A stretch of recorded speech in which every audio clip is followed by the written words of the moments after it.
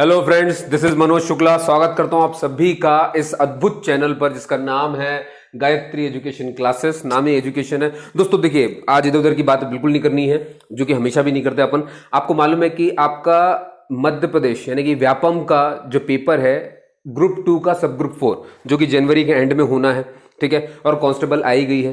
देखिए, आप लोग तैयारी तो करते हैं और तरह तरह की चीजें उठाते हैं, लेकिन इनमें जो चीज रह जाती है वो होता है प्रीवियस ईयर जो या 2019 2018 2017 में जो एमपी जीके के क्वेश्चंस हैं, जो जनरल साइंस के क्वेश्चंस हैं, या जो इंडिया लेवल पे जो जीके के क्वेश्चन पूछे गए हैं, या इंग्लिश के क्वेश्चन पूछे गए हैं, या हिंदी क्वेश्चन पूछे गए हैं, इनको आप इनको ये कहीं ना कहीं आपसे छूट जाते हैं, है ना। और कहीं ना कहीं आप बुकों में लग जाते हैं और उन्होंने में बिल्कुल ऐसे चलते रहते हैं। और मालूम चलता है कि कुछ क्वेश्चंस आ गए हैं जो अभी भी पीछे पूछे गए कुछ ही किन्हीं सालों में किसी एक एग्जाम में, इस तरह से। तो मैं आपकी मदद करने आया हूं और आपके लिए ऐसे सारे वीडियोस लाने वाला हूं जो प्रीवियस ईयर के सारे पूछे हुए क्वेश्चन होंगे, एक भी उसमें से नया नहीं होगा, ठीक है। हाँ, अपन चैप्टर वाइज भी अलग अलग पढ़ेंगे, लेकिन अभी मैं क्या कर रहा हूं, जितने प्रीवियस ईयर में उनको मैंने सेपरेट कर लिया है। जैसे कि आज जो आपने बैनर देख लिया होगा, थंबनेल देखा होगा, तो हमारा जो एमपी जीके का क्वेश्चन है जो अलग अलग एग्जाम में है, चाहे वो जेल प्रहरी हो, कनिष्ठ अधिकारी हो, आपूर्ति अधिकारी हो, है ना, या नायब तहसीलदार का पेपर हो, इन सभी से मैंने एमपी जीके के जितने क्वेश्चन हो सकते हैं सब उठाए हैं।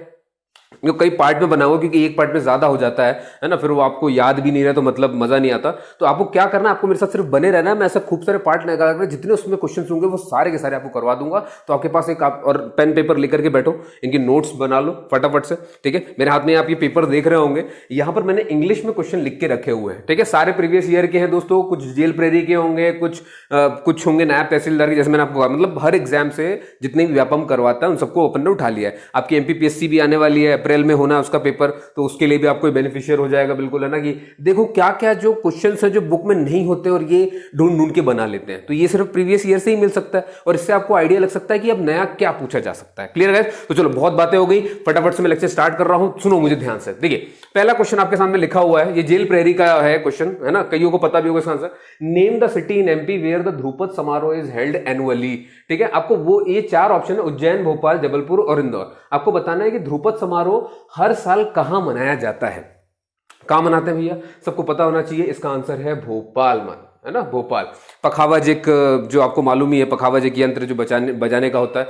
तो और भी बहुत सारी इनको जिंदा रखने के लिए गुरु शिष्य परंपरा पर आधारित है ये ध्रुपद समारोह, और ध्रुपद केंद्र जो है वो भोपाल में ही पड़ता है दोस्तों। क्लियर होगी बात? बहुत बढ़िया, ठीक है। तो ये क्वेश्चन याद रखिएगा। हालांकि समारोह वगैरह आपको पता ही होनी चाहिए, जैसे कि एक होता है मध्य प्रदेश समारोह। मध्य प्रदेश समारोह अपन कहां मनाते हैं, ये मनता है आपका दिल्ली में मनाया जाता है। आपको ऐसे ही बहुत सारे होते हैं। मालवा समारोह होता है जो इंदौर, उज्जैन और ये 3 अलग अलग डिस्ट्रिक्ट में भी मनाया जाता है। तो इन पर बहुत अच्छे से रखिए, समारोह में अच्छी कमांड रखिए, पूछ ही लेते हैं एक। चलिए देखिए, तो सेकंड क्वेश्चन है द डिजास्टर मैनेजमेंट इंस्टीट्यूट यानी कि डीएमआई। डिजास्टर आपको मालूम ही है, जो भी जो आपदाएं आती हैं उनका मैनेजमेंट इंस्टीट्यूट है ये, उनमें सिखाया जाता है कैसे क्या करना है सब कुछ, ठीक है। ये इंस्टीट्यूट है, पढ़ाया जाएगा, उसमें शिक्षा दी जाती है कि बचाओ की बहुत बुरी हालत हो तब। तो ये कब जो है एमपी गवर्नमेंट ने इसे स्टैब्लिश किया था, ठीक है। तो आपको ये 4 सन दिख रहे हैं, 1987, 1972, 1956, 1982। पहले तो आप लगा लो, आपको क्या मालूम है, इसका आंसर हो जाएगा भैया 1987। अब ये तो बात होगी कब स्टैब्लिश हुआ, लेकिन है कहां, अगेन ये भी डीएमआई भी भोपाल में ही है, ठीक है। ये यही भोपाल में ही है, ठीक है। इसके अलावा एक और इंस्टीट्यूट आपको याद रखना है, जैसे कि IIFM होता है एक, यानी कि Indian institute of forest management. Disaster management भी भोपाल में है और Indian institute of forest management भी भोपाल में है। ये डीएमआई जो है ये आपका कब बना है, 1987 में बना है। क्यों बना है कि भाई बहुत वर्स्ट कंडीशन आ गई तो उसमें ट्रेनिंग देने के लिए बना हुआ, ठीक है भैया। अगला क्वेश्चन देखिए, एमपी जीके पर ही आधारित है। Name the first wildlife reserve. Wild life यानी कि वन्य जीव जो रिजर्व है, फर्स्ट, देखो ध्यान से, फर्स्ट की बात हुई है, first wildlife reserve in India to get an official mascot. अब मस्कट क्या होता है दोस्तों, किसी भी चीज की उसकी पहचान बन जाना। तो आपके सामने यहाँ पे दिख रहा है, मैंने कुछ नेशनल पार्क लिखे हुए, जैसे Ranthambore, Corbett national park, Kanha tiger reserve और सरिस्का। इनमें से रणथंभौर और सरिस्का आपको मालूम है ये भी राजस्थान में है, और सरिस्का वाला भी राजस्थान में है। और ये जिम कॉर्बेट ये तो आपको मालूम है उत्तराखंड में है, यूके, ये उत्तराखंड में। सिर्फ कान्हा टाइगर रिजर्व यही है हमारे एमपी में, और एमपी में भी किस जिले में आता है, मंडला में आता है, ये तो आपको पता है। खैर, तो मैं ये नहीं बताने वाला हूँ आपसे, मैंने ये कहा है। अब ये तो खैर एमपी जीके का क्वेश्चन है, तो क्योंकि इसमें एमपी नाम नहीं लिखा है, इनकेस एमपी होता तो आपको ये देखने की जरूरत नहीं थी, आंसर ये हो जाता। लेकिन पूरे नेशनल पार्क में अभी पहली बार ये ऐसा हुआ कि किसी को किसका मैस्कट दिया गया है, तो वो कौन है, कान्हा टाइगर रिजर्व है। क्या दिया गया भैया मैस्कट, आपको मालूम है ना, मध्य प्रदेश का जो राजकीय पशु है वो कौन है, बारहसिंगा है। ठीक है, तो यही बारासिंगा ही इस कान्हा टाइगर रिजर्व का मैस्कट बना है। ठीक है, और इसका नाम क्या है? भूर सिंह द बारासिंगा। भूर सिंह द बारासिंगा। ठीक है, बारासिंगा ही मध्य प्रदेश का राजकीय पशु है और उसी को इसका मैस्कट बनाया गया है। क्लियर हो गया गाइस? चलिए एक क्वेश्चन होगा, और ये फर्स्ट वाइल्ड लाइफ है भैया, रिजर्व है ना। वाइल्ड लाइफ मतलब हिंदी में दोस्तों वन्य जीव। ठीक है, रिजर्व। चलिए यहाँ पे फोर्थ क्वेश्चन अपना, नेम द स्कीम। देखो अब आपको स्कीम का नाम बताना है, जो भी प्रोग्राम लॉन्च होते हैं। किसके, कब लॉन्च हुआ भैया? 2018 में। किसके द्वारा? मध्य प्रदेश गवर्नमेंट के द्वारा। किस लिए? टू सब्सिडाइज, यानी कि मदद करने के लिए। सब्सिडी मतलब मालूम होगा आपको, जैसे मान लो किसी भी चीज का जो दाम है वो 1000 रुपए, तो अगर सरकार इसमें सब्सिडी देती है 500 रुपए की, इसका मतलब क्या हुआ कि 1000 में से 500 सरकार दे रही है, 500 सिर्फ आपको और देना है, तो ये सब्सिडी होती है। तो इन्होंने पूछा है कि ये स्कीम कौन सी लॉन्च की थी मध्य प्रदेश गवर्नमेंट ने सब्सिडाइज करने के लिए? पावर मतलब दोस्तों यहाँ पे एनर्जी से है, ध्यान रखिएगा। एनर्जी मतलब ये जो आप बिजली का बिल वगैरह देते हैं और ये दुनियादारी फटाफट से, है ना, तो ये बिल वगैरह की बात कर रहे हैं। तो पावर, एनर्जी, तो किसको दिया है पावर यानी एनर्जी में सब्सिडी किसको दी है ना? For labours and poor families. ये देखो ध्यान से, फॉर लेबरर्स एंड पुअर, जो गरीब हैं, जो कि उस क्या कहते हैं उसको, गरीबी रेखा से नीचे आते हैं वो लोग, और जो असंगठित मजदूर हैं उनके लिए। और आप सभी को पता होना चाहिए कि ये योजना जो थी वो थी संबल योजना, जो कि शिवराज सिंह चौहान जी की योजना थी। आपको मालूम है कि बीच में कमलनाथ जी सरकार की सरकार आई थी, है ना, और उन्होंने क्या किया था कि संबल योजना को हटा दिया था और नया सवेरा योजना शुरू कर दिया था। फिर अभी वापस से जब वो 1.5 साल राज करके चले गए कमलनाथ जी अपना, आपको मालूम है ना कि वो नहीं घोषित कर पाए अपना बहुमत, तो फिर शिवराज जी वापस से बने और उन्होंने वापस से इसको लागू कर दिया संबल योजना को। तो इस क्वेश्चन को याद रखिए दोस्तों, ये मध्य प्रदेश की सबसे बड़ी योजना है। इसके अंदर 11 उप योजनाएं आती हैं। ठीक है, इसमें प्रसव के बाद महिलाओं को 12,000 रुपए देने की, प्रसव के जांच के वक्त 4,000 रुपए देने की, सुपर 5,000 इसकी एक स्कीम है। तो ये बहुत इंपॉर्टेंट योजना है। मैं बिल्कुल चाहता हूं कि आप संबल योजना याद रखो, और ये बनी किसके लिए इसको ध्यान रखो, असंगठित मजदूरों और गरीब परिवारों के लिए। क्लियर हुआ? ठीक है, तो होप सो आपको समझ में आया होगा। चलो चलते फटाफट से अगले क्वेश्चन में। ठीक है दोस्तों, तो हमारे पास अब अगले 4 सवाल ये रहे भैया। पहला है, फिर से पहला बोल रहा हूं, 5वां, Madhya Pradesh government has conferred the 2018 national Kalidas Samman. आपको मालूम है कालिदास जी संस्कृत के बहुत बड़े पोएट जो हैं कालिदास, तो उनके नाम पे सम्मान दिया जाता है ये। तो ये राष्ट्रीय कालिदास सम्मान है। देखो है राष्ट्रीय कालिदास सम्मान, लेकिन देती मध्य प्रदेश गवर्नमेंट है, इसको ध्यान रखना। राजकीय कालिदास सम्मान नहीं है ये, है ना, इट्स अ नेशनल कालिदास सम्मान। 2018 का किसको दिया गया था? प्रभाकर कारेकर को या फिर एंजोली एला मेनन को? तो याद रखिए ये मिला है एंजोली एला मेनन, है ना, ये नाम याद रख लो बंधु, यही है अभी लिस्ट में आखिरी 2018 में मिला था ये। ठीक है, चलिए अगला क्वेश्चन हमारे पास, तो याद रखिएगा मध्य प्रदेश गवर्नमेंट देता है इसलिए इंपॉर्टेंट हो जाता है, और वो भी नेशनल लेवल पे। तो इन 2017 की बात कर लें, again one of the most important question आ गया हमारे सामने फिर से मध्य प्रदेश जीके पे। ध्यान रखिए क्या मिला भैया? दुनिया का सबसे पुराना शैवाल जीवाश्म। दुनिया का, पूरी दुनिया का बोल रहा हूं, भारत का भी नहीं, पूरी दुनिया का सबसे पुराना शैवाल जीवाश्म, इंग्लिश में वर्ल्ड्स ओल्डेस्ट एल्गेई फॉसिल, है ना, algae fossil was discovered in which part of the MP. ये मध्य प्रदेश के किस हिस्से में इसे ढूंढा गया है ना। दुनिया का सबसे पुराना शैवाल जीवाश्म कहां ढूंढा गया है? पन्ना में, चित्रकूट में, शहडोल में? तो याद रखिएगा इसका आंसर चित्रकूट है, चित्रकूट में ढूंढा गया है। अगेन एमपी के देख रहे हैं आप, ये क्वेश्चन सबसे इंपॉर्टेंट क्वेश्चन है। चलिए बहुत बढ़िया, है ना। 7th क्वेश्चन पे आ जाते हैं। Who is the chairman of MP states general body of राज्य आनंद संस्थान? अब ये क्या है दोस्तों? राज्य आनंद संस्थान क्या है मध्य प्रदेश का? देखिए आपको दिख रहा होगा आनंद, हैप्पीनेस, है ना, ये इसलिए शुरू किया गया है राज्य आनंद संस्थान, क्योंकि देखिए क्या होता है कि हम लोग भौतिकी रूप से, मटेरियलिस्टिक रूप से तो बहुत कुछ कमा रहे हैं, बहुत कुछ चीज़ों पे ध्यान दे रहे हैं कि सारे पोजीशन इकट्ठा कर रहे हैं, गाड़ियां हैं, बंगले हैं, दुनियादारी है, सब बहुत अच्छी अच्छी इंसान की इनकम भी है, लेकिन क्या वो खुश है अंदर से? वो खुश नहीं है। ठीक है, तो सरकार ने ये सोचा कि भैया ये बिना खुशी के, बिना इनर जॉय के तो ये सब कुछ व्यर्थ ही है, तो क्यों ना हम एक ऐसे इंस्टीट्यूट भी बनाएं, एक ऐसी चीज भी रखें, संस्थान रहे हमारे पास जो कि ये भी देखे कि इंसान जो खुशी है वो भी कितनी कमा रहा है। तो उसका भी पैरामीटर नापने के लिए एक चीज बनाई गई, राज्य आनंद संस्थान, यानी हैप्पीनेस का इंडेक्स है कि आप कैसे, कितने खुश हो भी कि नहीं, कि बस पैसे ही पैसे हैं आपके पास और आप खुश नहीं हो, और मालूम चला कि आपके पास पैसे ही नहीं और आप खुश हो। तो ये सब इसमें देखा जा रहा है। ठीक है, अब भैया देखो हु इज द, तो इसका चेयरमैन कौन है? तो अब देखिए राज्य आनंद संस्थान की एक जनरल बॉडी है ना, इसे क्या कहते हैं? सामान्य निकाय कहते हैं हिंदी में। तो राज्य आनंद संस्थान का जो जनरल निकाय है, यानी कि सामान्य निकाय, जनरल बॉडी है, उसके चेयरमैन कौन होते हैं, है ना। अब ध्यान से कि अपने ऑप्शंस कितने खतरनाक है, क्या वो उस राज्य के मुख्यमंत्री होते हैं, या फिर वो उस राज्य के राज्यपाल होते हैं यानी कि गवर्नर, या फिर चीफ सेक्रेटरी होते हैं, मुख्य सचिव, इनमें से कौन से होते हैं उसके चेयरमैन। तो याद रखिएगा, राज्य आनंद संस्थान के जनरल बॉडी के चेयरमैन जो होते हैं वो होते हैं हमारे सीएम, यानी कि मध्य प्रदेश के कौन होंगे, शिवराज सिंह चौहान जी। क्लियर होगी बात इतनी, बहुत बढ़िया। अगला क्वेश्चन है दोस्तों हमारे पास, who is the author of Deep se Deep जले। यहां पे दीप से दीप जले इंग्लिश में मत पढ़ लेना, है ना, इट्स अ दीप से दीप जले, दीप दीप दीप दीप से दीप जले। ये किसने लिखी भैया, कौन है इसके ऑथर? क्या वो राहत इंदौरी साहब है जो भी गुजर गए, आपको मालूम होगा, शानदार पोएट उर्दू के, और भगवान दत्त शर्मा जी हैं, या फिर माखनलाल चतुर्वेदी जी, इनको तो आप सभी जानते ही हैं। बताइए इनमें से कौन है वो? इनमें से है भैया माखनलाल चतुर्वेदी जी। इनको आपको मालूम है इन्हें पंडित जी के नाम से भी जाना जाता है, पंडित जी, इन्हें पंडित जी भी कहते हैं दोस्तों। क्लियर है। और यही है वो जिन्हें सबसे पहले साहित्य अकेडमी पुरस्कार मिला था, साहित्य अकेडमी पुरस्कार। तो आपसे कई बार पूछा जा सकता है कि साहित्य अकेडमी पुरस्कार सबसे पहले किसे मिला था, तो माखनलाल चतुर्वेदी जी हैं। और इनका सन भी याद रखिए भैया, ये बहुत इंपॉर्टेंट है, क्योंकि पहले तो 1955 में इनको मिला था, 1968 में इनका स्वर्गवास हो गया था, आपको पता ही है। क्लियर हो गया गाइस? तो मेरे ख्याल से इतनी जानकारी आपके लिए काफी है इसमें। चलिए फटाफट चलते हैं अगले क्वेश्चंस पे। ठीक है दोस्तों, तो अब देखो हमारे पास फिर से अगले कुछ क्वेश्चंस हैं, और अगेन बहुत महत्वपूर्ण क्वेश्चंस हैं, देखिए ध्यान से। 9th क्वेश्चन है कि which of the following institutions launched India's first integrated control and command centre in MP. भैया यहां पर आपको 4 ऑप्शन दिख रहे होंगे, Eicher Bhopal, MANET Bhopal, IIT Indore, Bhopal smart city development corporation limited, ये इंस्टीट्यूशंस हैं। तो इनमें से किस इंस्टीट्यूट ने लॉन्च किया है इंडिया का पहला एकीकृत नियंत्रण एवं कमांड सेंटर, है ना, कमांड केंद्र मध्य प्रदेश में? क्या काम है ना, इंटीग्रेटेड मतलब एकीकृत, कंट्रोल यानी कि नियंत्रण, और कमांड सेंटर इन एमपी। तो किसने लॉन्च किया है, किस इंस्टीट्यूट ने ये लॉन्च किया है? तो याद रखिएगा ये लॉन्च किया है Bhopal smart city development corporation limited ने, ना ही मैनेट भोपाल ने, ना ही आईआईटी इंदौर ने, और ना ही आईसर भोपाल ने। Eicher Indian institute of science education and research Bhopal. तो याद रखिए कभी कभी यही पूछ लेते हैं आईसर कहाँ है, भोपाल में। बाकी मैनेट तो एक ही है, तो आपको पता ही होगा भोपाल, और आईआईटी इंदौर ये भी पता ही होगा।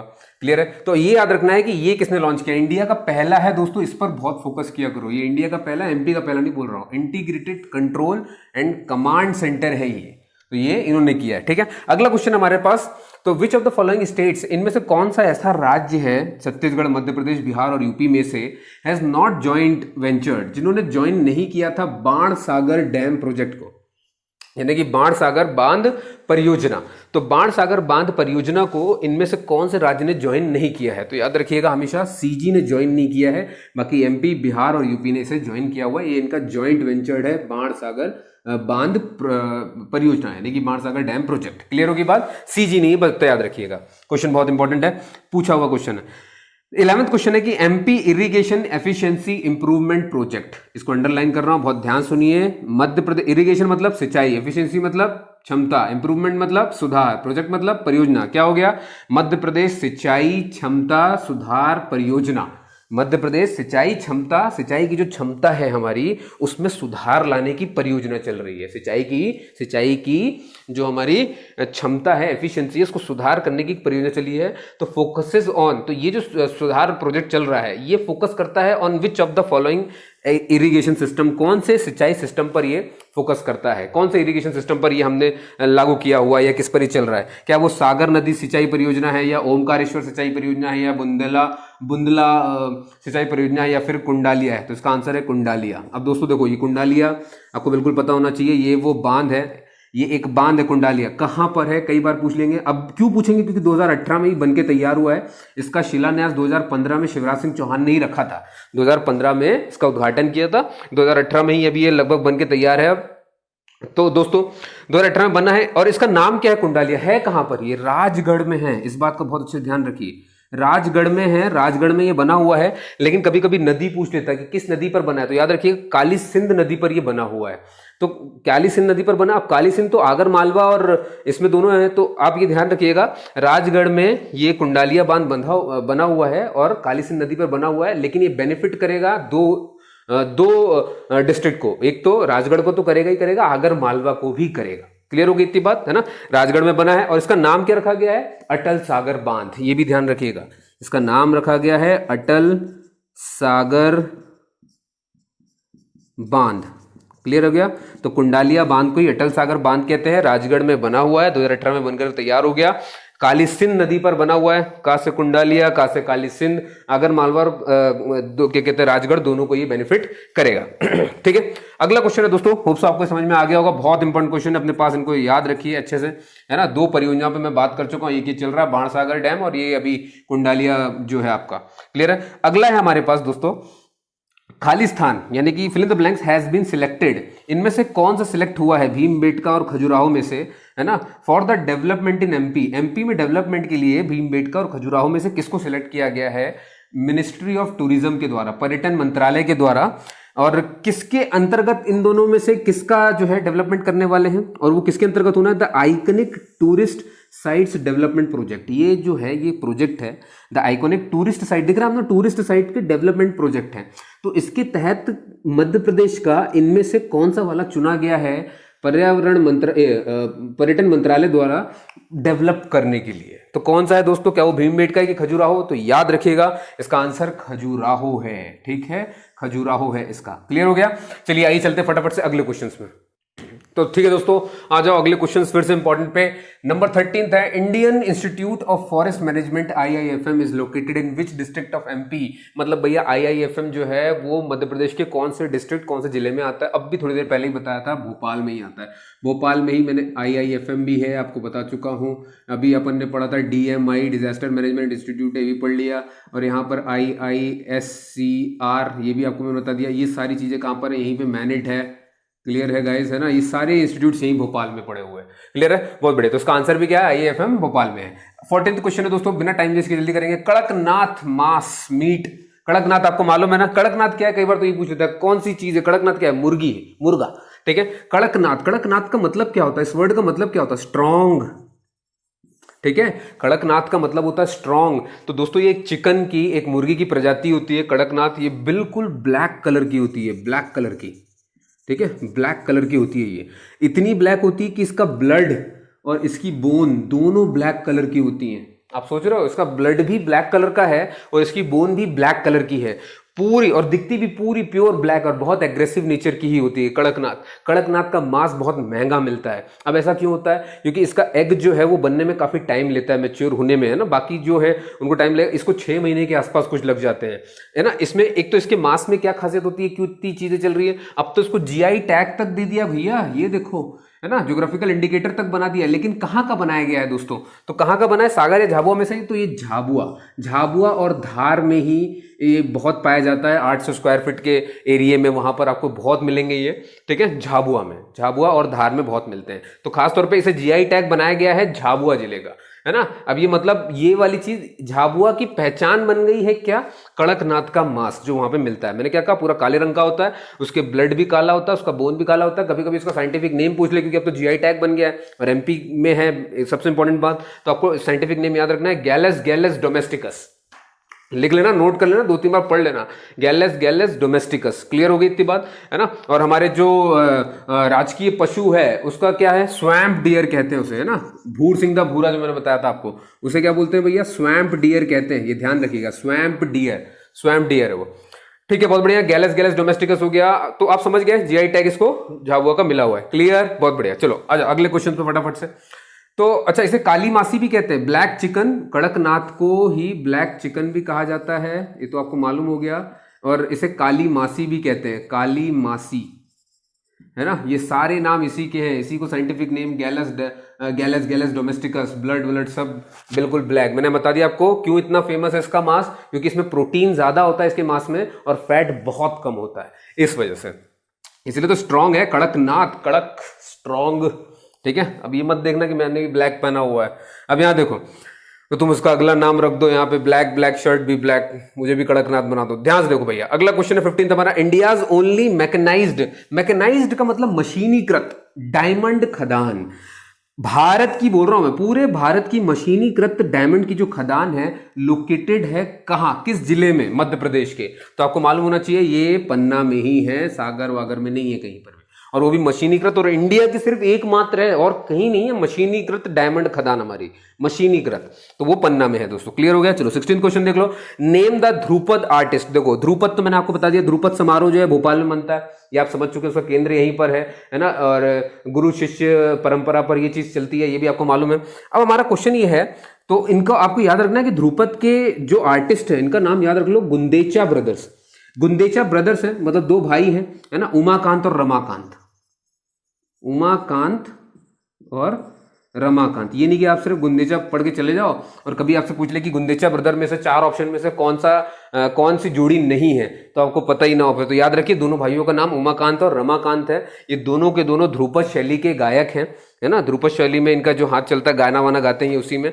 तो इन्हीं को 2012 में पद्मश्री मिला था, इसीलिए ये बहुत इंपॉर्टेंट है, ये आपको ध्यान रखना है। क्लियर हो गया गाइस। चलिए बहुत बढ़िया है, और ये एमपी के हैं आपको मालूम है, इसीलिए क्वेश्चन एमपी जीके का बन जाता है। क्लियर हो गया। चलो लास्ट के 2 क्वेश्चन है, फिर वीडियो को एंड करते हैं।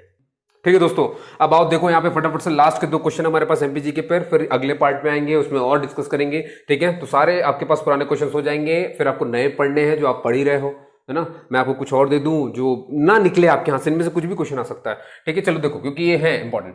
भैया अगला क्वेश्चन हमारे पास कि नेम द कंपनी इन होशंगाबाद में पूछा है। होशंगाबाद आप सभी को पता होना चाहिए ये चीज। Which manufactures bank notes and security papers.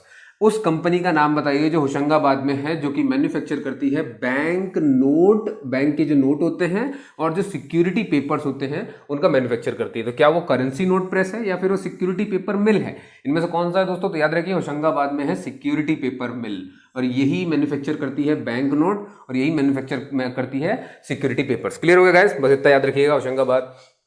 ठीक है, 18th क्वेश्चन अपना लास्ट क्वेश्चन आज की क्लास का। इसमें which of the following minerals खनिज हिंदी में खनिज कहा जाता है दोस्तों। ठीक है, which of the following minerals या खनिज इज एसोसिएटेड विद मलाज खंड। भैया कौन सा है मलाज खंड की जो खदान है, आपको मालूम ही है कि ये पूरा प्रोजेक्ट चलता है ना, मलाज खंड का पूरा प्रोजेक्ट का नाम ही क्या है? एमसीपी यानी कि मलाज खंड कॉपर प्रोजेक्ट। ये पूरा प्रोजेक्ट है, तो आपको समझ में आ गया होगा कि कौन सा खनिज इसमें जुड़ा हुआ है। कॉपर है, तांबा ही जुड़ा हुआ है साहब। ठीक है, इसका जो है उद्घाटन या ये जो चला है ना एमसीपी यानी कि मलाजखंड कॉपर, और ये प्रोजेक्ट ये किसने चलाया था भैया? हिंदुस्तान कॉपर लिमिटेड, है ना। अब याद रखिएगा हिंदुस्तान कॉपर लिमिटेड, और साथ में हमारी प्राइम मिनिस्टर जो थी उस समय की, कौन? श्रीमती इंदिरा गांधी। ठीक है, ये 1980 की बात है। 1980 में इन दोनों ने मिलकर के इसे इनॉग्रेट किया था। हिंदुस्तान कॉपर लिमिटेड को इसका काम सौंपा गया था, तो वही ये काम कर रहे थे, है ना। ओपन पिट है, ये ओपन पिट माइन है, ये आपको पता होना चाहिए, खुली खदान है कॉपर की। क्लियर हो गई इतनी बात, है ना।